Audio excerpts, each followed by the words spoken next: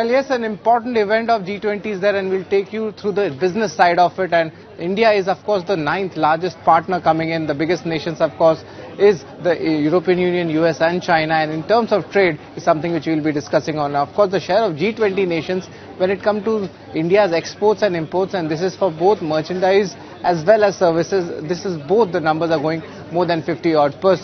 Now, also do remember is that the G20 numbers is a very important item, and of course 85% of the total contribution is happening for the world's GDP.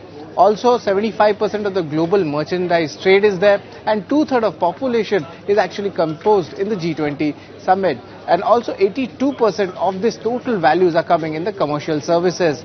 Also, now let's look at the total trade and how the contribution has happened all across the nations itself, and of course the larger ones coming in the Europe. On the ninth space is India, where we are seeing a combined trade of almost $1,662 billion, and this is for the calendar year 2022.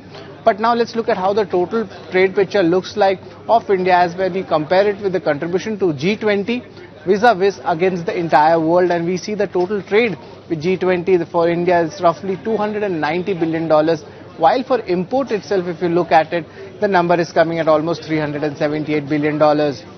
Also, India's total trade with the world, that is something to watch out for, and that is also coming at a huge level of more than 450, and for imports itself it's coming at $720 billion. Now the question arises, what are the business discussions which are happening, which topics are there where the business would be focused on? And of course we are having sustainable energy, space economy, even the regulations on crypto has also come in the agenda, and lastly the global participation for financial inclusion.